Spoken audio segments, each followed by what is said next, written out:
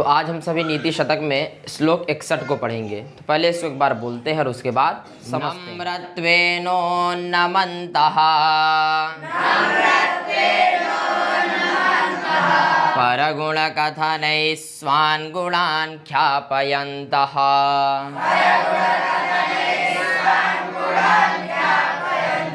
स्वार्थान् सम्पादयन्तो विततपृथुतरारम्भयत्नाः परार्थे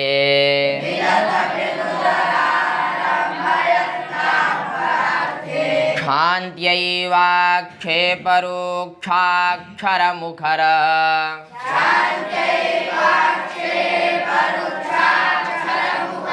मुखान् दुर्जनान् दूषयन्तः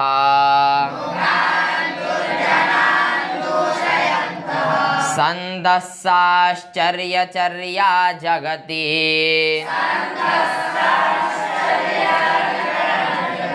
बहुमताः कस्य नाभ्यर्चनीयाः।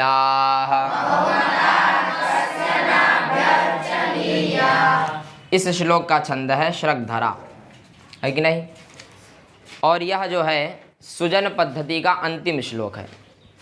अब देखिए इसमें भर्तृहरि जी क्या कह रहे हैं। कह रहे हैं साश्चर्यचर्या। क्या बोले? साश्चर्यचर्या, है कि नहीं। चर्या अर्थात दिनचर्या। किसकी दिनचर्या? तो बोले संतः। किसकी दिनचर्या? बोले जो सज्जनों की दिनचर्या है यह साश्चर्य है, अर्थात आश्चर्यचकित करने वाली है। कैसी है? आश्चर्यचकित करने वाली दिनचर्या है। किनकी?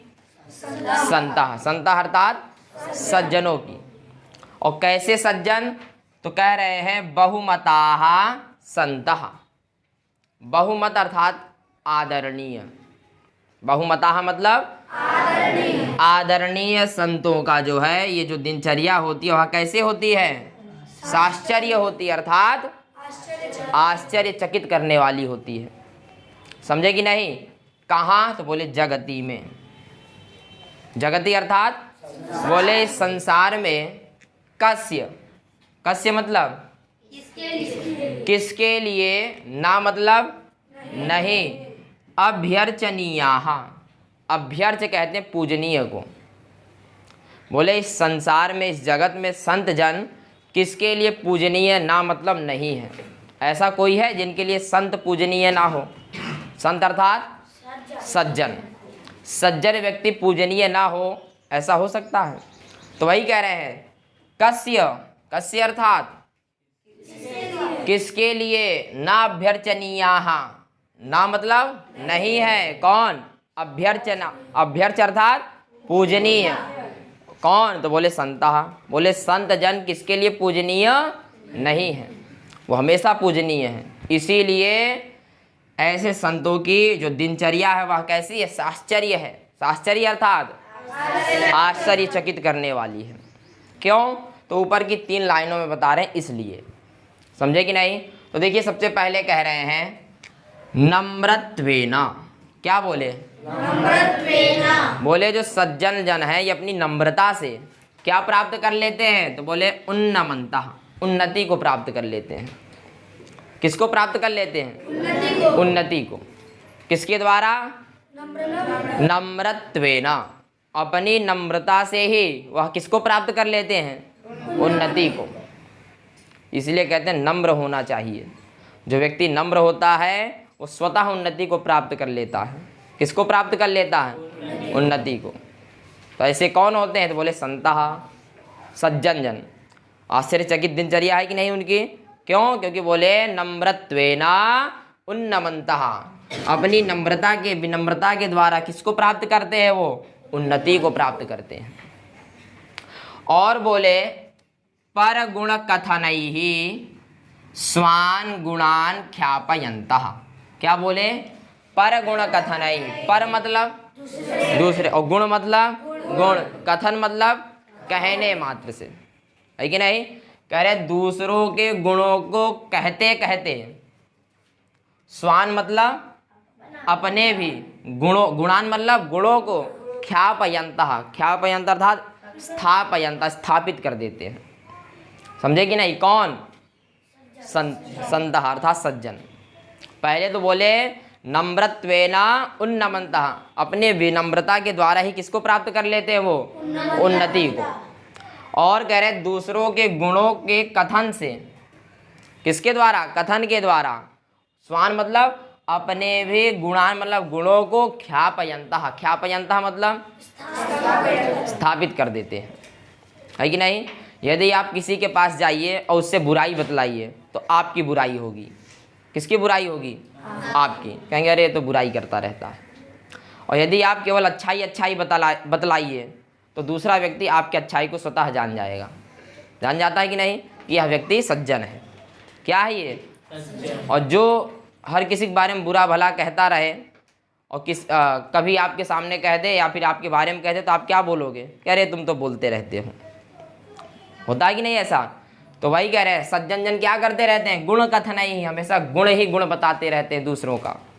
और दूसरों के गुण बताते बताते स्वान गुणान ख्यापयन्तः, अपने गुण को भी वह ख्यापित कर देते हैं, स्थापित कर देते हैं।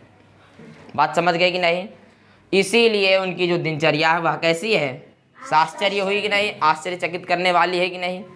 दूसरों की उन्नति, क्या बोले, अपनी नम्रता से किसको प्राप्त कर लेते हैं? उन्नति को। और दूसरों के गुणों को कहने मात्र से वो अपने गुणों को भी क्या कर देते हैं? ख्यापयन्तः, स्थापित कर देते हैं। कर देते हैं कि नहीं? और फिर आगे कह रहे हैं परार्थे। क्या बोले? पर मतलब और अर्थ अर्थात हित, दूसरों के हित के लिए, है कि नहीं? दूसरों के हित से स्वार्थान संपादयन्तः। क्या बोले? स्वार्थान मतलब अपने स्वार्थ को भी संपादित कर देते हैं, संपन्न कर लेते हैं। दूसरे का हित करते करते अपना भी हित कर लेते हैं। कौन? सज्जन, संतः। समझे कि नहीं? तो वही बोले परार्थे अर्थात दूसरों के हित से वह क्या कर लेते हैं? स्वार्थान संपादयन्तः। स्व मतलब अपने हित को भी क्या कर देते हैं? संपादित कर देते हैं। दूसरे का हित तो करते ही है, दूसरे के हित में भी वह अपना हित कर लेते हैं। इसलिए वह क्या है? साश्चर्यचर्या है कि नहीं? उनका आचरण अद्भुत है कि नहीं? है कि नहीं? और इसीलिए सज्जन जन क्या है? बहुमताः अर्थात आदरणीय है। समझे कि नहीं? और परार्थे कैसे भाई? दूसरों के हित में अपना हित कैसे कर लेते हैं? तो अब परार्थे का एक विशेषण दिए, बोले वितत। वितत मतलब विस्तृत, वितत मतलब विस्तृत। और फिर कह रहे हैं पृथुतर। क्या बोले? पृथुतर मतलब बहुत बड़ा, पृथुतर मतलब बहुत बड़ा। आरंभ, आरंभ मतलब प्रारंभ कर देते हैं। क्या? तो बोले यत्न अर्थात कार्य, है कि नहीं? विस्तृत रूप से बहुत बड़ा आरंभ कर देते हैं कार्य। किसके लिए? परार्थे, दूसरों के लिए। बड़ा हॉस्पिटल बना दिए, क्या बनवा दिए? बड़ा सा हॉस्पिटल। तो उसमें सबका परार्थ होने लगा कि नहीं? सबका हित होता है कि नहीं? मरीज भी ठीक होता है, कुछ लोग पगार पाने लगते हैं, तो परार्थे हो गया कि नहीं? दूसरों के हित से उनका अपना भी हित हो जाता है कि नहीं? उससे उनकी जीविका भी चलने लगती है, चलती है कि नहीं? तो वही बोल रहे हैं परार्थे अर्थात दूसरों के हित मात्र से वह क्या कर लेते हैं? स्वार्थान संपाद, अपने भी हित को पूर्ण कर लेते हैं। कैसे? तो बोले वितत पृथुतरा रंभयत्नाः। बात समझे कि नहीं? वितत मतलब विस्तृत रूप से, पृथुतर मतलब बहुत बड़ा, आरंभ अर्थात प्रारंभ कर देते हैं। क्या? यत्न, कार्य, कोई बहुत बड़ा कार्य प्रारंभ कर देंगे। ऐसा कौन? तो बोले संतः, है कि नहीं? ये किसका विशेषण है? संतः का विशेषण है। बात समझे कि नहीं? क्या बोले? वितत पृथुतरा आरंभ यत्नाः संतः। इसीलिए वह क्या है? साश्चर्यचर्या है, आश्चर्यचकित करने वाले हैं कि नहीं? उनका आचरण अद्भुत है कि नहीं? क्यों? क्योंकि दूसरों के लिए वह बड़ा सा कार्य जो है आरंभ कर देते हैं। क्या कर देते हैं? बड़ा कोई कार्य आरंभ, और उस कार्य से उनका क्या होता है? परार्थ होता है कि नहीं? उन दूसरों का हित होता है कि नहीं? और उस हित से स्वार्थान संपादयन्तः, अपने भी स्वार्थ को वह संपादित कर देते हैं। कर देते हैं कि नहीं। और फिर देखिए तीसरी लाइन में कह रहे हैं दुर्जनान। क्या कह रहे हैं? दुर्जनान मतलब दुर्जनों को क्या कर देते हैं? दूषयन्तः, दूषित कर देते हैं। क्या कर देते हैं? दूषित कर देते हैं। किसके द्वारा? तो बोले क्षांत्या एव, वृद्धि संधि होके क्षांत्यैव बन गया। समझे कि नहीं?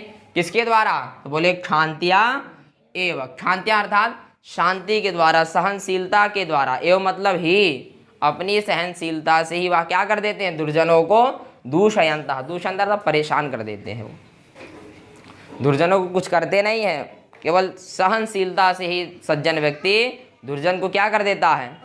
परेशान कर देता है। कर देता है कि नहीं? और कैसा दुर्जन व्यक्ति है तो उसका एक विशेषण दिए, बोले आक्षेप। क्या बोले?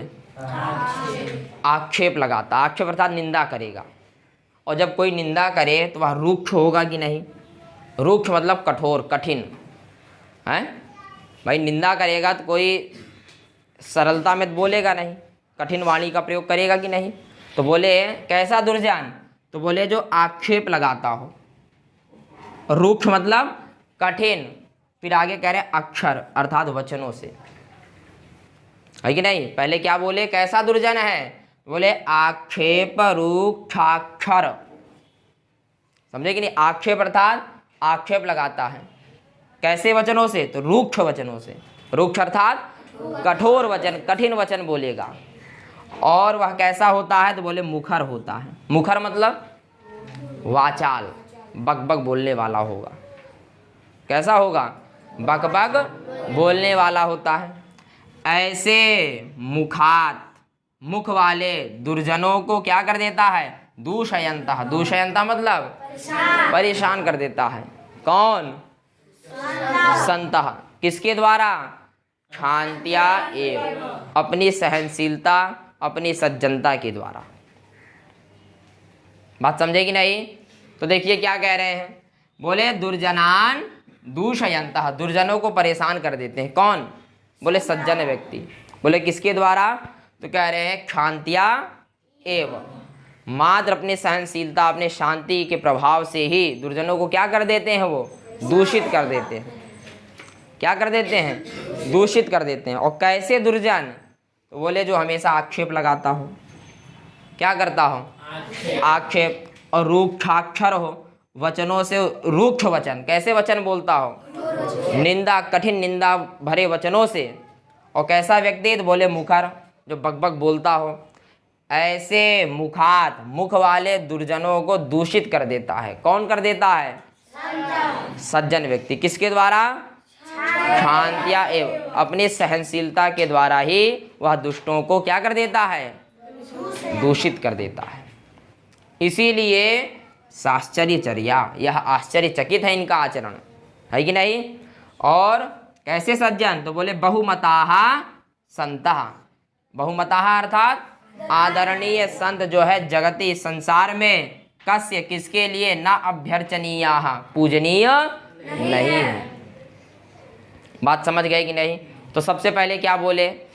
क्यों पूजनीय है? तो बोले नम्रत्वेन उन्नमन्त, अपनी नम्रता से ही किसको प्राप्त कर लेते हैं? वो उन्नति को प्राप्त कर लेते हैं। और पर गुण कथनैहि, दूसरों के गुणों को कहते कहते वह क्या कर लेते हैं? स्वान गुणान ख्यापयन्तः, अपने गुणों को भी ख्यापित कर देते हैं, विख्यात कर देते हैं। समझे कि नहीं? और क्या करते हैं? और बोले परार्थे, दूसरों के हित में ही वह स्वार्थान संपादयन्तः, अपना भी हित संपादित कर देते हैं, है कि नहीं। कैसे कर देते हैं? तो बोले इसलिए कर देते हैं क्योंकि वो वितत, वितत अर्थात विस्तृत रूप से, पृथुतर मतलब बहुत बड़ा कोई कार्य आरंभ कर देते हैं। ऐसे कौन? संत। ऐसे संत बहुत बड़ा क्या कर देंगे? कोई कार्य प्रारंभ कर देंगे। होटल बना दिए, हॉस्पिटल बना दिए, इत्यादि कुछ भी बना दिए, बड़ा कार्य आरंभ कर दिए। और उस बड़े कार्य से क्या हुआ? परार्थ हुआ कि नहीं? दूसरों का हित हुआ कि नहीं? और उसी हित से उनका स्वार्थान संपादयन्ता हो गई कि नहीं? अपने अपने अपने हित को भी वह संपादित कर देते हैं कि नहीं। और फिर तीसरी लाइन में कह रहे हैं भाई दुष्टों को वह दूषित कर देते हैं। किसके द्वारा? बोले मात्र शांति के द्वारा। और कैसे दुष्ट? सामान्य दुष्ट नहीं, बोले जो आक्षेप करता हो, निंदा करता हो, अक्षर अर्थात वचनों के कठिन वचनों से क्या करता हो? आक्षेप करता हो, निंदा करता हो। ऐसे बकबक बोलने वाले मुखात, ऐसे बकबक मुख से बोलने वाले दुर्जनों को दूषित कर देते हैं। कौन? ऐसे सज्जन। इसीलिए संसार में ना अभ्यर्चनीय, कौन? उनकी, किसके लिए वह पूजनीय नहीं है। और इसीलिए उनकी दिनचर्या क्या है? साश्चर्य है कि नहीं?